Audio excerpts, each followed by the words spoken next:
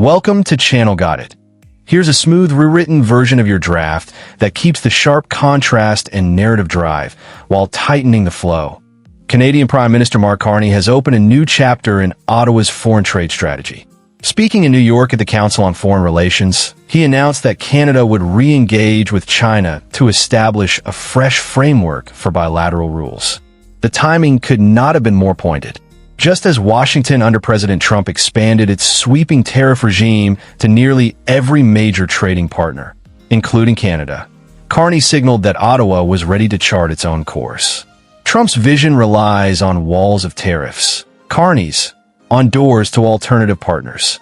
Instead of waiting for others to return to multilateral discipline, Canada is moving to strike direct rules with China. Sensitive areas like national security and data privacy will remain off-limits, but trade and cooperation will be given carefully managed space. This is not capitulation, Carney argued, but calculated diversification. Canada already has stakes in two of the world's strongest rules-based systems: the Comprehensive and Progressive Agreement for Trans-Pacific Partnership, CPTPP, and the Canada-EU Free Trade Agreement. With those pillars in place, Ottawa can act as a bridge between Europe and Asia while Washington sidelines itself. Trump pulled the U.S. out of TPP and has weakened USMCA commitments. The risk is that America drifts into the role of bystander, while Canada places itself at the center of expanding networks. Nearly 80% of Canadian trade still flows south, but Carney emphasized the importance of what he called growth at the margin. Even modest gains with Europe, CPTPP nations, or China can shift the balance for industries battered by tariffs. Trump's reciprocal duties, designed to tighten control, have instead given Canada incentives to move outward. That message was underscored in Mexico City, where Carney signed a new strategic partnership and action plan with President Claudio Sheinbaum. While Washington imposes tariffs and tears at the fabric of continental trade, Canada and Mexico are quietly choosing to stand together. Carney's visit was more than diplomacy, it was defiance. North America's future, he declared, will not be dictated from a single capital. This is the image that unsettled Washington. Canada stepping out of the tariff cage, placing chips on every table, and proving it as options. Trump sought to lock his neighbor in. Instead, Carney is rewriting the script, turning survival into influence. Prime Minister Mark Carney touched down in Mexico City this morning with a clear mission: to expand trade ties in the shadow of America's tariff war. Within hours, he and Mexican President Claudio Sheinbaum signed two new agreements: a strategic partnership, long anticipated, and a fresh action plan. Together, Canada and Mexico sent a blunt signal.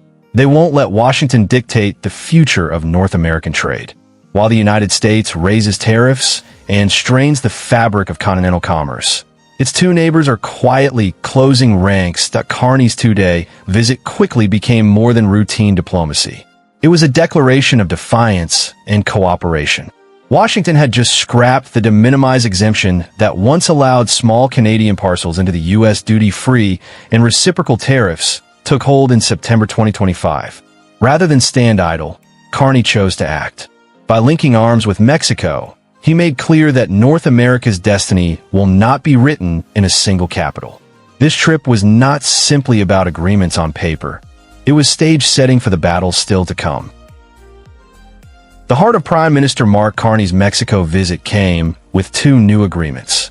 Canada and Mexico signed a strategic partnership and an action plan covering infrastructure, agriculture, health, emergency preparedness, and security. These weren't just ceremonial pledges. They laid the foundation for new trade routes that bypass the United States. Carney spoke of expanding the port of Montreal and developing Churchill in Manitoba, opening direct pathways to Mexico and beyond. Trade between the two countries remains tariff-free, a rare certainty in today's climate. For Canadian producers, from lumber to agriculture to processed goods, Mexico is an underused market. For Mexico, Canadian expertise and investment promise real gains in infrastructure. The two nations also looked outward. Officials pointed to the Trans-Pacific Partnership, where joint production could help them compete in Asia, an opportunity long ignored. But the agenda went beyond trade. Canada and Mexico pledged closer cooperation on firearms trafficking, drug networks, and the deadly fentanyl trade. The symbolism was clear. Washington may cite fentanyl as a reason for tariffs, but Ottawa and Mexico City are showing they can address the problem without waiting for U.S. direction. And the timing is no accident. With the World Cup less than a year away, the spotlight will fall on all three North American nations. Carney and President Sheinbaum used this moment to present a united front ahead of the 2026 review of the Canada-US-Mexico agreement, a review that could reshape the continent's future. The larger message is unmistakable. Canada has options, and Mexico is central to them. While President Trump threatens to weaken the trade pact, Ottawa and Mexico City are binding commerce and security into a shared shield. For Carney, this was no routine visit. It was a bid to shift Canada's role from isolated to partnered, from reactive to proactive. The signal is clear. Trump cannot dictate terms alone. Canada and Mexico are charting their own path, showing the world that the contest for North America's economic future is bigger than Washington. Nova Scotia is stepping onto the world stage with Wind West, an offshore wind project of unprecedented scale. Officials say its potential is so vast it could power multiple provinces or even entire regions of the United States. Prime Minister Mark Carney has placed Wind West on Canada's list of projects of national interest, calling it a nation-building moment. Premier Tim Houston echoed the sentiment, hailing it as a historic day for both Nova Scotia and the country. The numbers are staggering. Phase 1 alone is designed to generate 5,000 megawatts, producing. Canada is facing its toughest trade climate in decades. New U.S. tariffs have rattled supply chains and left thousands of workers uncertain about their future. Rather than wait for relief from Washington, Prime Minister Mark Carney has unveiled a sweeping plan to shield the Canadian economy. Announced in Toronto and Ottawa, the measures were described as nothing less than a new approach to national resilience. The message: Canada will not bow to pressure, it will stand tall. At the center of this plan is a set of policies targeting workers, industries, and supply chains. The government has introduced a formal Buy Canadian mandate, transforming what was once a guideline into a legal requirement for federal contracts. The goal: keep procurement dollars circulating at home and guarantee demand for domestic suppliers.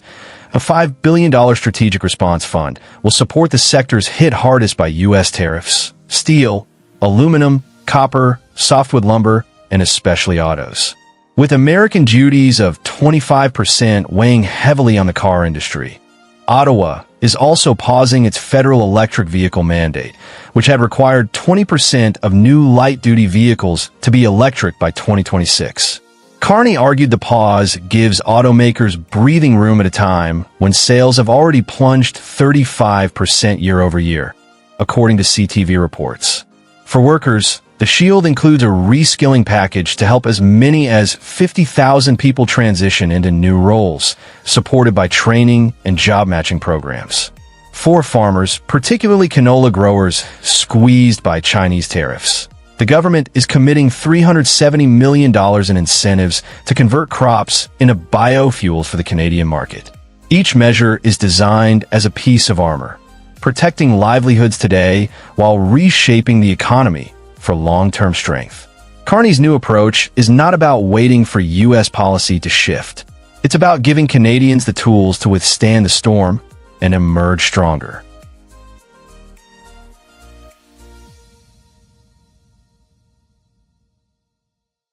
With each new announcement, the scale and cost of President Trump's tariff war becomes clearer.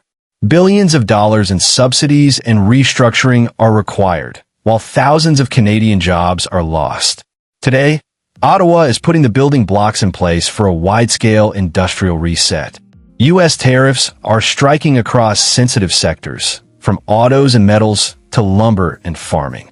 Small manufacturers are burdened by higher import costs after duty-free exemptions were removed. Canola growers, meanwhile, are being squeezed by Chinese duties that Canada's response is not paralysis, it is adaptation. Res-killing funds are helping workers pivot into new roles. Trade diversification toward Europe and Asia signals that Canada will not be cornered by dependence on a single market. This is why the shield matters. It is not based on the hope that tariffs will vanish, but on strengthening Canada's economic core, so it can endure whatever comes next. The package is less about short-term relief than long-term resilience. Tougher procurement rules to anchor domestic demand, new support for industries under fire, and investments to future-proof the workforce. Unlike a dramatic counterpunch, this shield works quietly, reinforcing the economy from within. Trump's tariffs are meant to squeeze allies into concessions, yet Canada's strategy may turn the tables. U.S. consumers and businesses are already absorbing higher costs. And as Canada expands its trade horizons, the leverage of American tariffs begins to weaken. The outcome is still uncertain, but the trajectory is clear. Canada is not folding under pressure. It is building resilience designed to outlast both this tariff wave and the political cycle that produced it. More than protection, the shield is a declaration. Canada will chart its own course, even in the shadow of its large